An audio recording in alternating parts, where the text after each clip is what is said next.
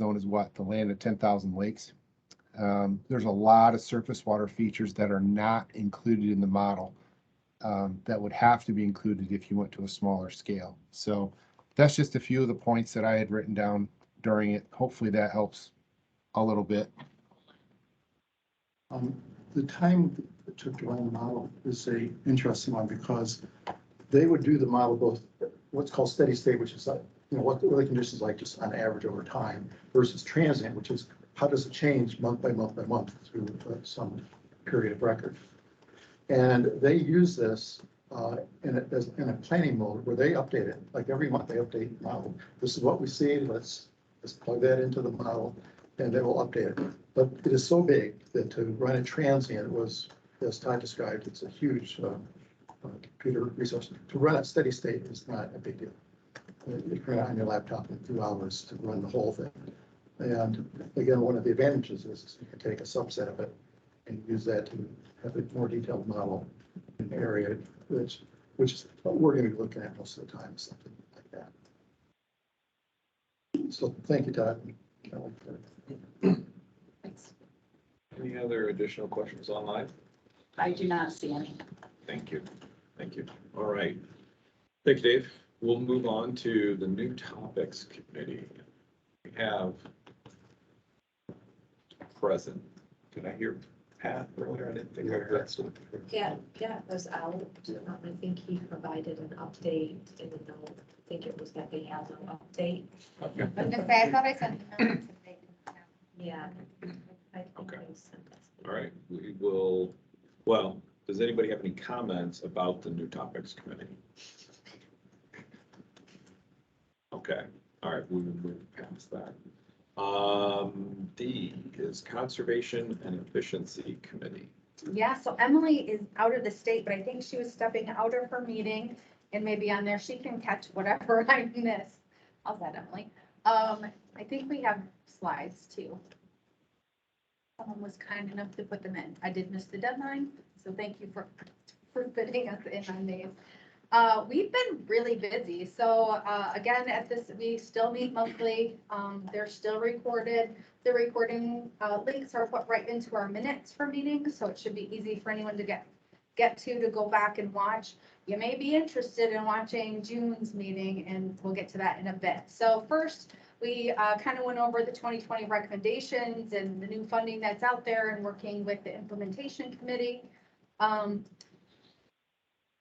James, I feel a little weird because you are here. and in Emily's notes to me, she was able to attend the implementation committee meeting. I was not, but she said that there was a lot of questions about, if EGLE was working on RFPs and kind of the process and the next steps. Hopefully a lot of those questions could get answered pretty soon. She updated the committee on the ideas that the Conservation and Efficiency Committee had at our last meeting, and talking with areas where MSU is already working with EGLE and the possibility of kind of marrying some of those things up. She also talked about the idea of spending the $50K and how we could use MGLPF. I don't know what that acronym stands for, Emily, but we'll go forward.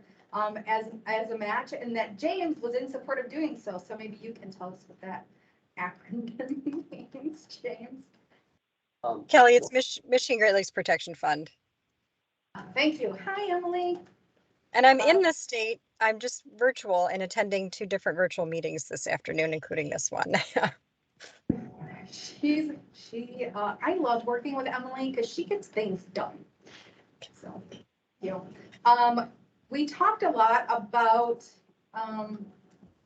taking a look at the best management practices for different sectors. So agriculture does theirs annually, but we've got several sectors out there that I think 10 years ago, those were updated and they haven't been looked at since. We visited with Pat and with Michael Limo from the Michigan Chamber. They're interested in kind of talking about what that would look like and getting those best management practices updated.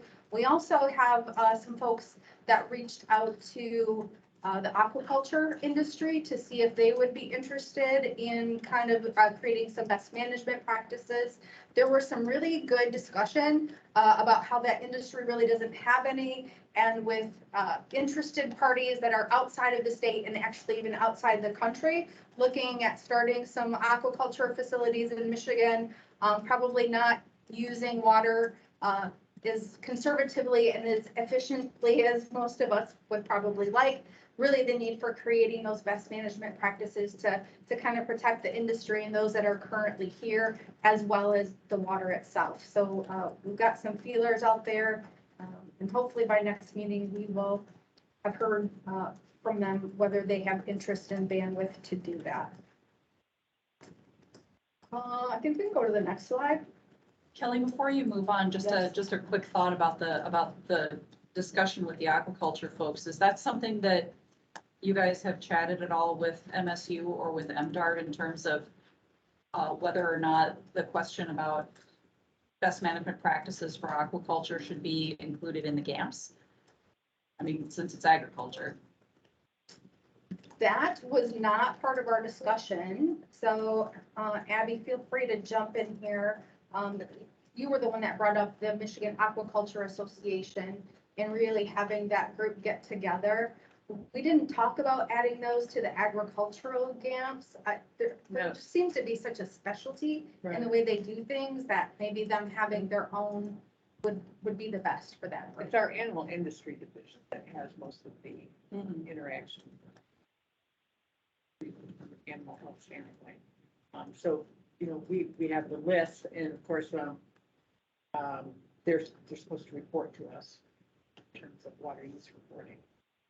But outside of that, that's basically, I mean, I don't know that a Right Farm group has ever had any interaction.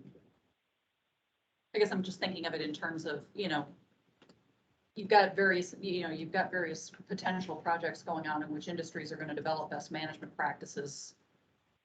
If we've already got those, a pathway for that to happen through agriculture, if, it makes sense to send aquaculture that direction, and maybe they decide that they don't need a GAMP, but that may be the group that's best to consider that. Well, No, that's a good. Go ahead, Abby. I was just going to say, our first steps are really to reach out to the stakeholders, in that industry in Michigan, and, initiate the conversation that, this has come up through the committee.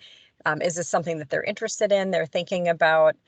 So we need to have those conversations first, and Abby's putting together and getting us, the committee, the full list of all the aquaculture businesses in Michigan. And then, so we need to have that conversation. And then the other part was really looking outside of Michigan into other Great Lakes states, and even across the country to see, is there some innovation happening with aquaculture in other places where they already have some water conservation efficiency practices, and are those some things that might be a good model to look at in terms of Michigan? So I think we're at the early stages of this idea, and thank you, Brian Burrows, for charging the committee with this, because this has been an interesting and great discussion that we've been having. So that might be something to consider, Laura, when we get a little further along, and bring up as part of the discussion with the industry. Well, these are hugely varied too, and some of our biggest aquaculture They're state. systems are state-owned hatcheries. So, and those are mostly flow-through systems. Any more questions on that one? So I'd say probably a year ago, our committee had a presentation from a group from South Carolina and Florida, where those states had pilot projects where they had like a mobile lab that would go around to farms, and they would run tests on the irrigation systems and all sorts of figuring out where there could be efficiencies and issues. And everyone thought that was really interesting, right? But then Dr. Dong from MSU and Lyndon Kelly kind of got together, and they looked at what even more states other than South Carolina and Florida were doing, and kind of came up with a comprehensive plan for a mobile irrigation system that would evaluate and retrofit existing ag irrigation, and then would be able to demonstrate and promote the positive impacts, right? So mostly positive impacts for producers would be reducing greenhouse gases, saving money, energy, and efficiency. And part of what Jason talked about after this presentation from them was also safety linked to the irrigation system. So irrigation systems are probably one of the deadliest, most dangerous places on a farm because you've got water and electricity coming together. And so he asked for the safety aspect to be a part of this program as well. So and not only taking a look at the equipment, but also the safety of it.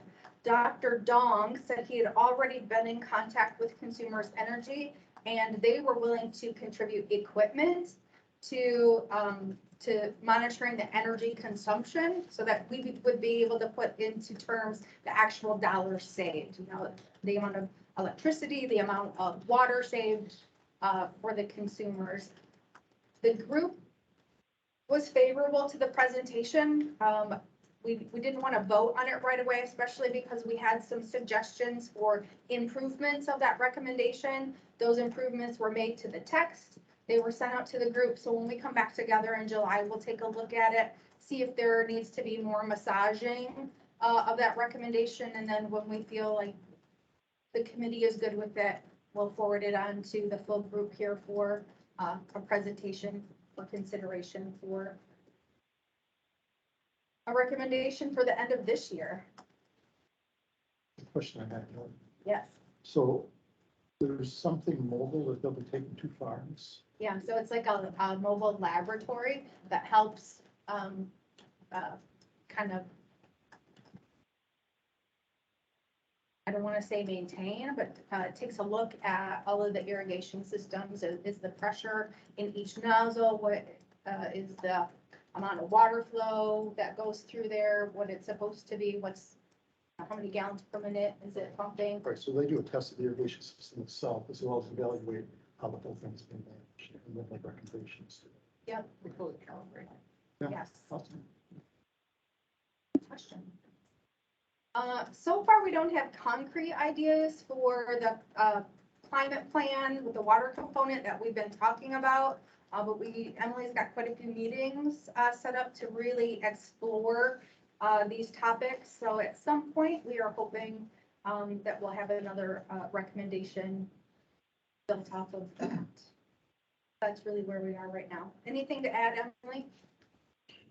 Thanks, Kelly, for giving the update. So I just want to add a couple things onto the points that you made earlier about some of the work that we're doing to try to move forward on the 2020 recommendation. So I think that's partly why we have a lot of work underway as a committee and a couple of projects that may be emerging from that Dow Fellows report and looking at some of the water infrastructure investments that are happening and opportunities to measure water conservation savings and look at the water energy nexus there. So Julie Stavelin from the sustainability section in our materials management division and I, and Kelly, I think you're in that meeting tomorrow. And then Kelly Green, who leads EGLE's water infrastructure financing section or division. We have a meeting tomorrow to start talking about that more specifically and what that looks like. And if there's some opportunities there.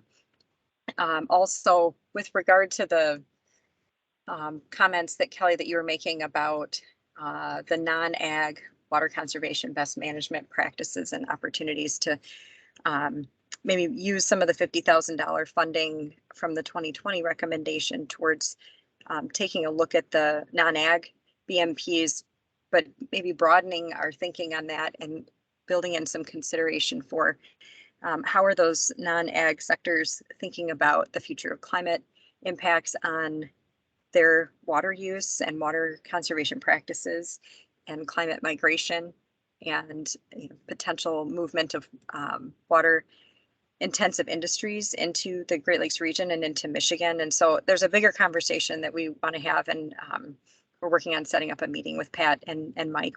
Mike Alamo. So we talked with Pat and Mike earlier this year, and it was really more of still an administrative capacity issue to be able to do the review and updates. but we think this is a more interesting project. So we're going to revisit that conversation and see if we can use the $50,000 towards that, and then pair that with some of the Michigan Great Lakes Protection Fund dollars through my office. So that was the conversation that James and I had been having.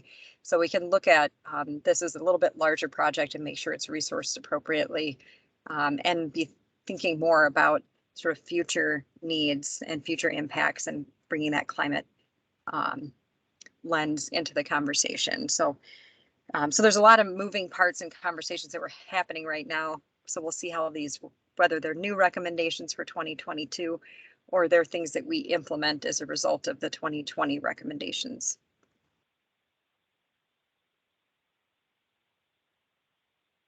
Any questions? That- Any questions on any of that? Not seeing any in the room. Anybody with a hand raised? No. Okay. That's awesome. Thank you. It's been busy, and I also appreciate such diligent follow-up on the aquaculture questions. Thank you. All right, implementation committee. So we met June 7th, and there was a number of outstanding questions, and we're hoping to get these identified so that we can move forward. And some of the ones are, does the funding have to be obligated or spent prior to September 30th, 26? Yeah, so on all of these funds that we're dealing with, all of them have different restrictions. So that's one of the things that the whole finance committee, depending on some of the federal funds, to Buy American, Build American applied, stuff like that. We've just now, I think, gotten answers to a couple of those questions, which are going to be helpful. When we were looking at like the MSU extension grant, we were thinking, well, if there's any new strings attached, with the actual underlying agreement have to be amended to attach the new strings and stuff like that. So those are the issues that the finance committee are kind of working out. Usually, just because it's supplemental money for this fiscal year, it doesn't have to necessarily be spent. You can carry over into the next year kind of money relatively easier. A lot of the federal money does have a time frame where it does have to be totally spent. That's usually at this point about 3.5, 4 years out.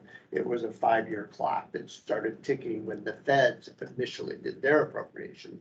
There's been some delay in getting the money appropriated in Michigan, but I think we still have at least like 3.5 years left on that money. So we're looking at all those things and making sure that, you know, we do it right. So, and you kind of mentioned another question that we talked about, is it federal or state funding? We believe it's federal funding, correct? Okay. That was my understanding. So then just kind of, and then get into a little bit there. One of the things we've identified all of the 2020 recommendations, and, you know, understanding that those were all estimated costs at the time. So when we say, okay, we got $10 million, they were all a ballpark figure. So somehow we're going to have to start whittling away at projects on that list, getting them under contract and moving them forward.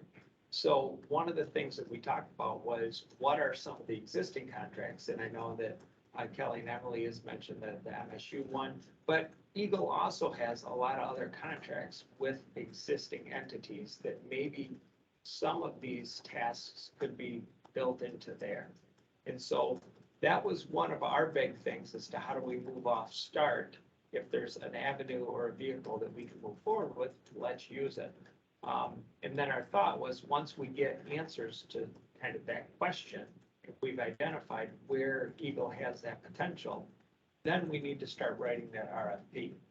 The other question, since we've got a lot of technical experts in this room on the council, if they actually help craft and draft the RFP, are they going to be precluded from actually participating in that RFP selection cycle? We believe that's probably a yes, but that was just one of the clarifications that we want to make sure that is true. Because we certainly don't want to harm anybody here that has that potential to do that. But then it goes, well, who's writing the RFP? Is it EGLE staff? We don't want to dump all this on them, but ultimately the contract's going to be with EGLE and whatever entity it is. But we do have some of the expertise to do that. So there's a lot of things up in the air right now. And that's where we know there's companies or committees that are ready to move forward. It's just, we're kind of waiting to go. Good problems to have in general, you know, is how I would characterize them. But give me another good example of the flavor. I think in the recommendations it said, you know, let's go to USGS and put in 50 new gauges, you know, and had a cost in there.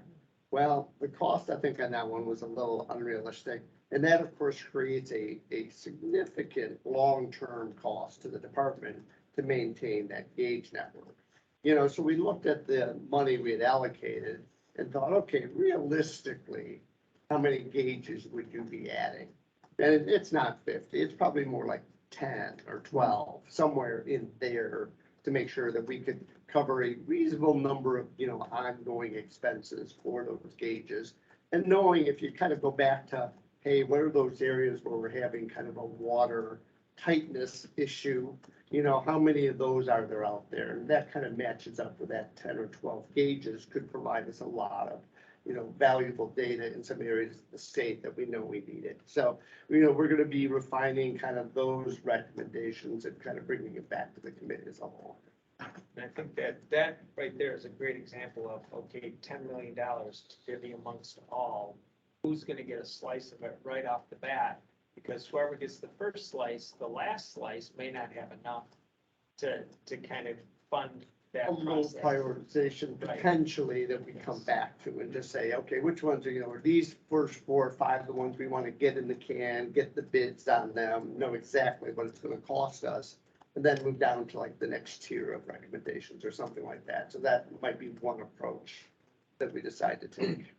And then kind of moving forward, saying, okay, there is a 2022 report that's due at the end of this year. And I know that's on the agenda, but that was something that we talked about. Let's not forget to keep an eye on what another task is we have to do. And it was discussed, and we can go into that more detail, is part of the report is what have we done to address the 2020 recommendations with the funding that has been provided to us? So we can at least give an update to the legislature about what we're doing, but then also what are some of the new ideas moving forward.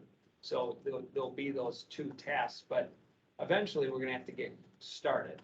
And, you know, I sit here and say, okay, we are now in June. You know, pretty soon we're gonna be July, August, and then over half the year is gonna be gone. We're gonna go, wait a minute, we lost a year on this. So, and that prioritization is gonna be tricky. Because I know there's some big funding asks, and that's why I kind of wanted to bring up the Michigan Geological Survey and what was done this past week by asking money, because if they get some funding, that may also help alleviate some of this. That's all I got, Laura. Anything to add? No, you did a great job. It's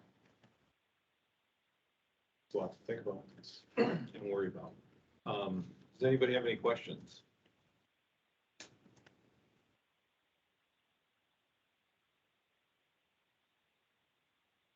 Well, there should be, or there will be soon enough. Yes, sir.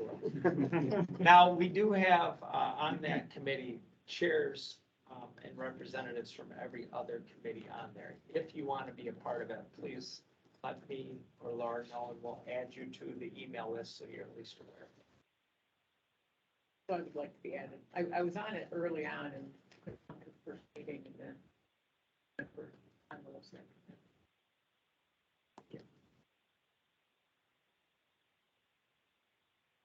Thank you.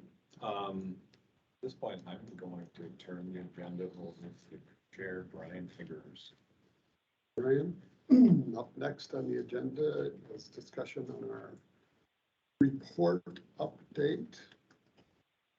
Does anybody here have anything to discuss on that? Anybody?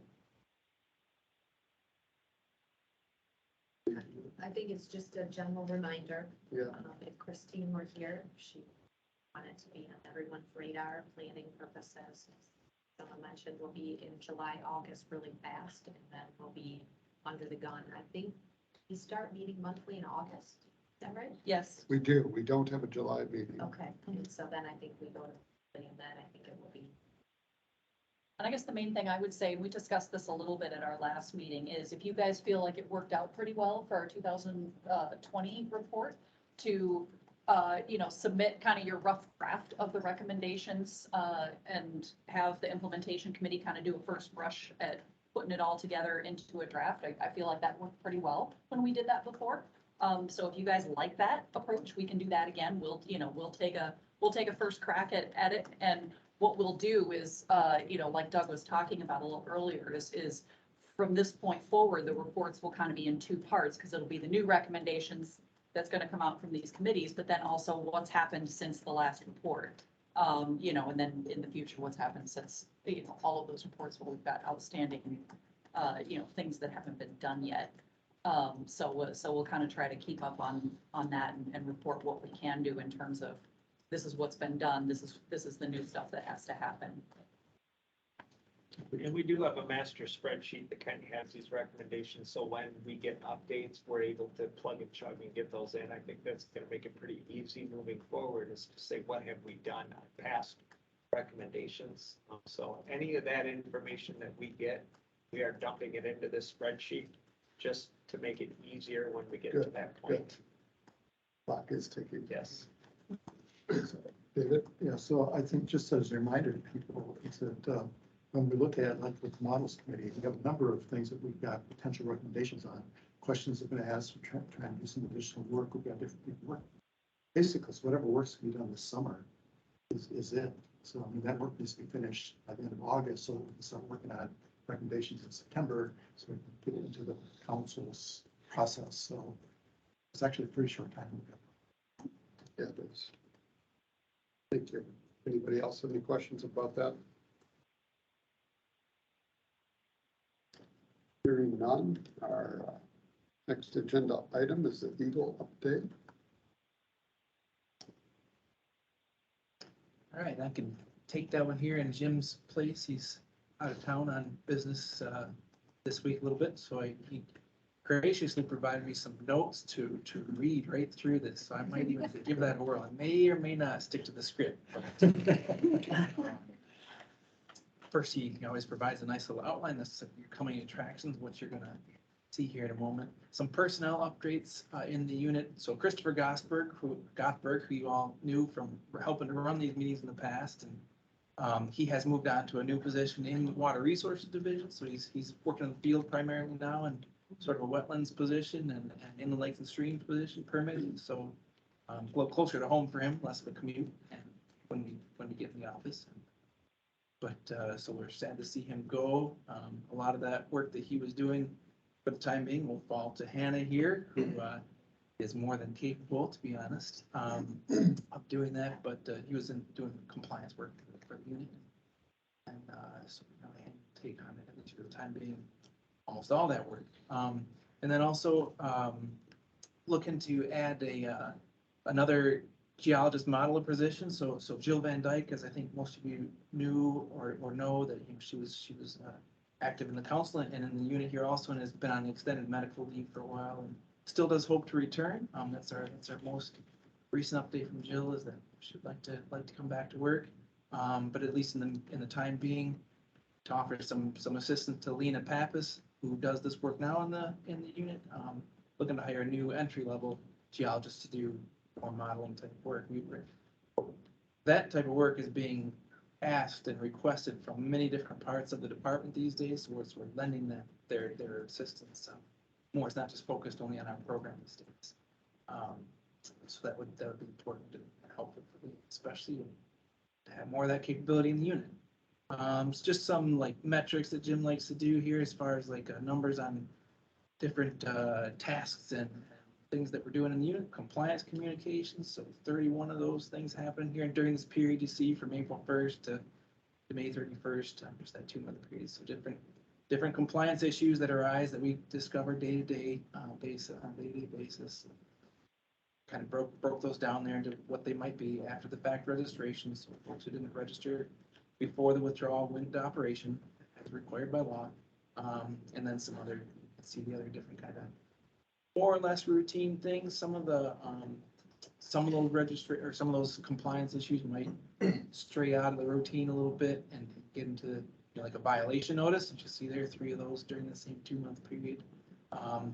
One complaint, I think there might have actually been one more complaint that was kind of lodged formally with it, at least with our unit, water levels. The one that Jim had mentioned here was a lake level concern even earlier this spring, where the residents on a relatively small lake that does have a recent agricultural irrigation, a blueberry farm pulls from that lake, and they were basically just kind of concerned, saying this lake doesn't seem like the same level that it typically would for this time of year, and the irrigation had taken place in the years previous, so we had to go out and investigate that, and still a little bit unresolved as far as what's natural fluctuation. The lake certainly experiences natural fluctuation as well, but now it has additional stress on top with the irrigation withdrawal.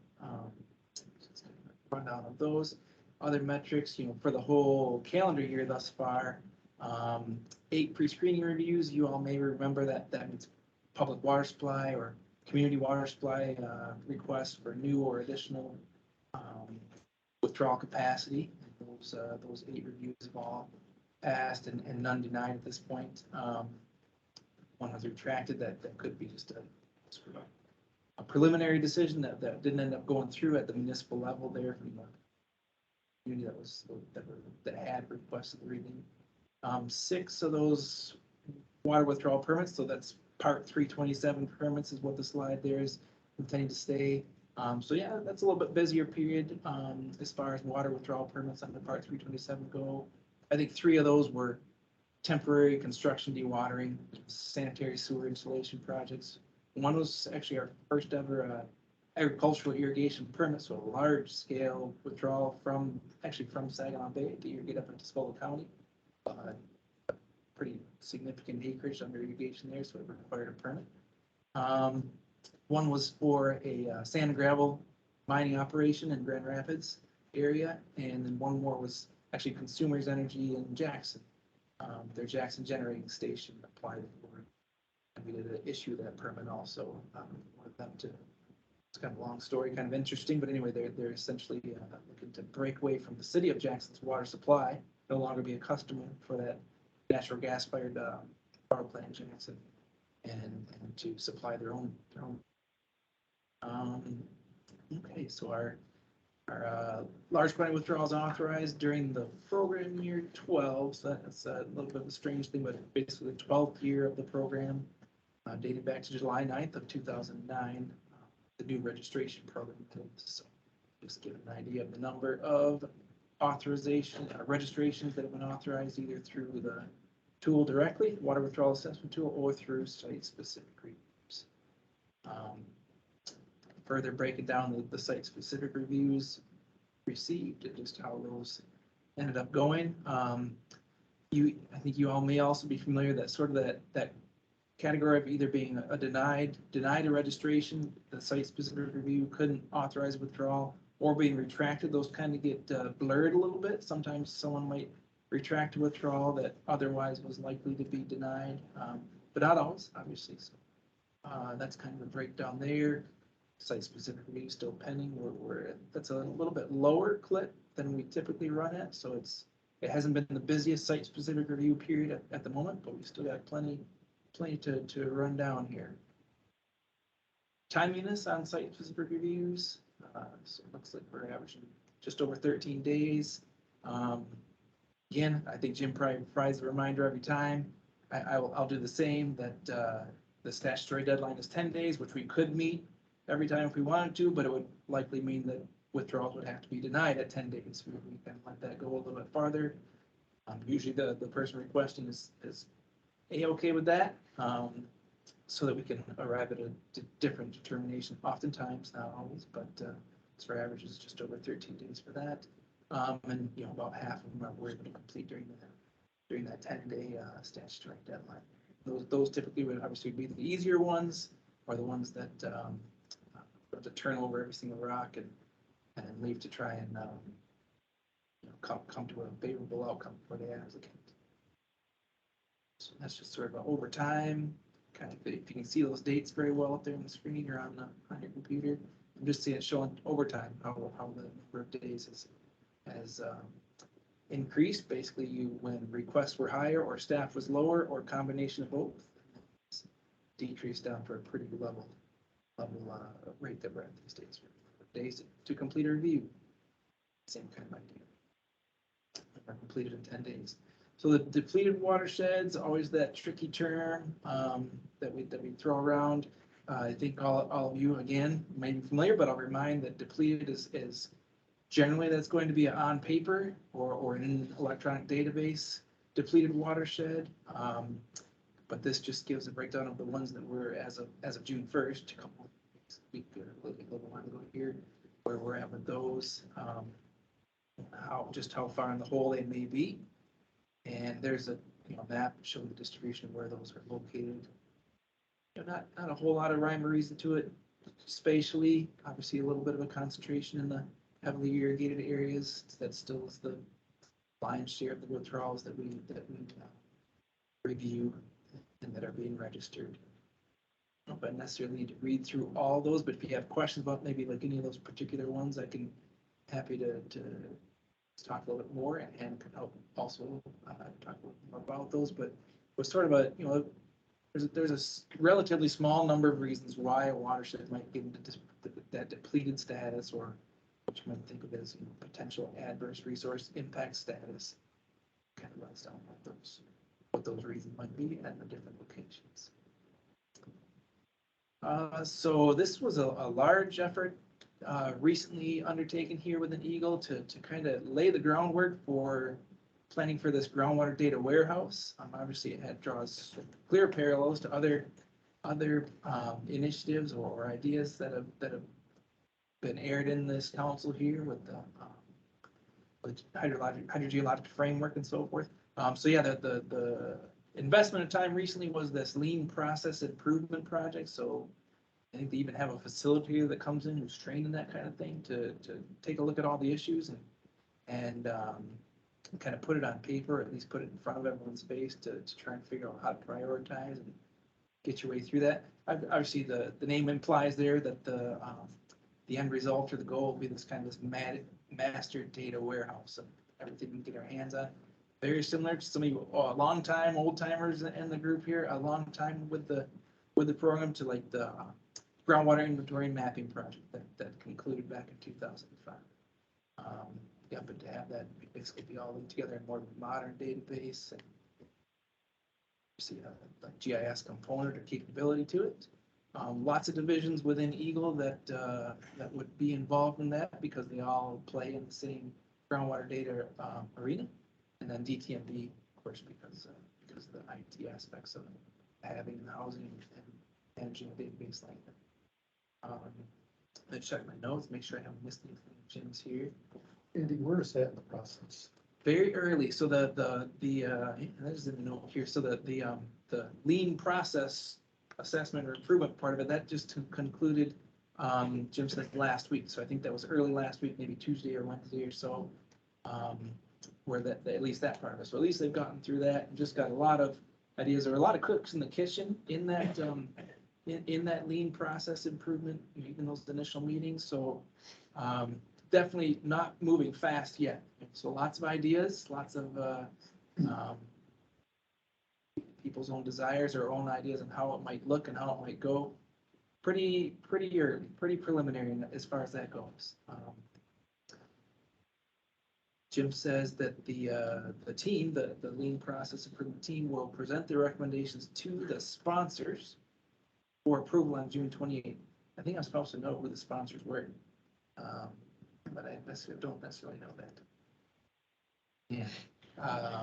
But yeah, Jim could definitely provide all that information, and Matt Schuff from our unit was involved in that, heavily involved in that also.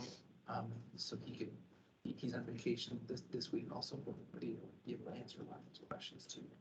Andy, do you know, are you going to be using strictly DTMB, or are you going to use any outside vendor to develop this database?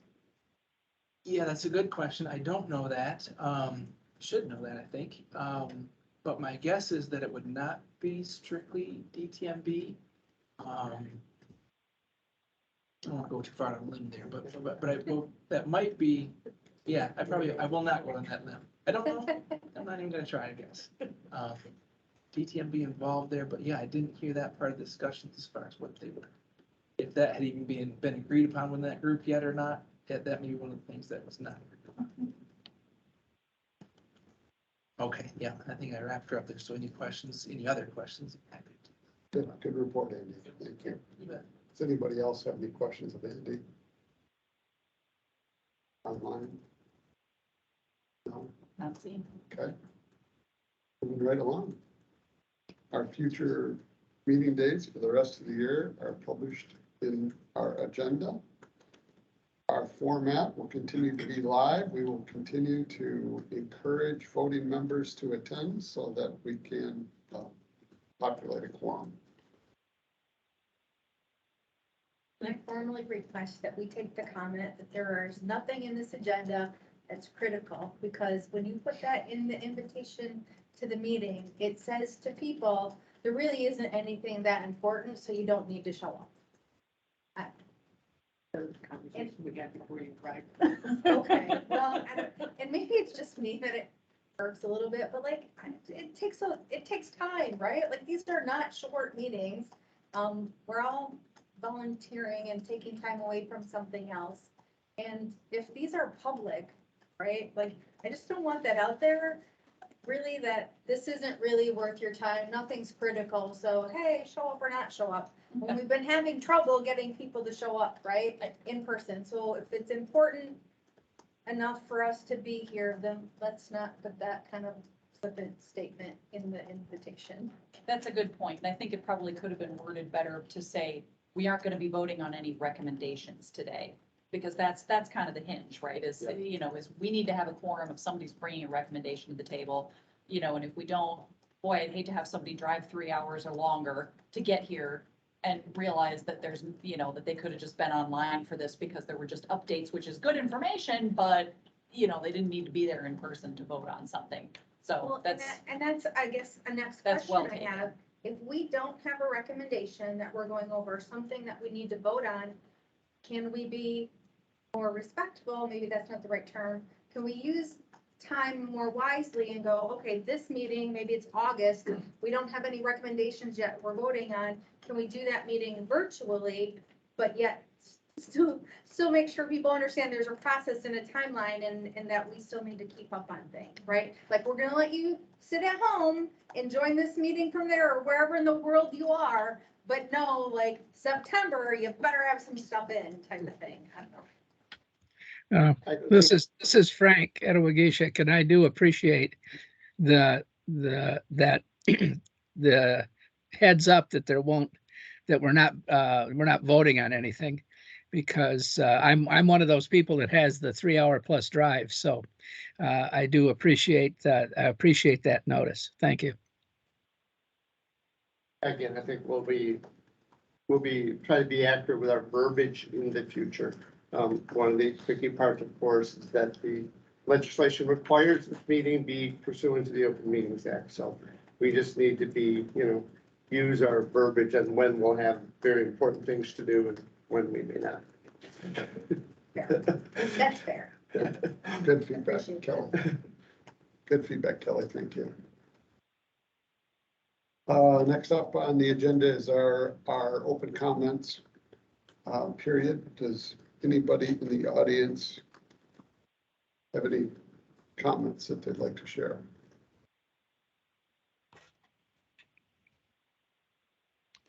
Anybody online? Seeing no hands up, we will, a motion. Well, we can't have a motion. We don't have a motion, so we're stuck here. For the rest of the Open committee got The covered. meeting is We're adjourned. here till August. Thank you. Thank you. Thank you for coming. Thank you. Thanks, everybody. Yeah.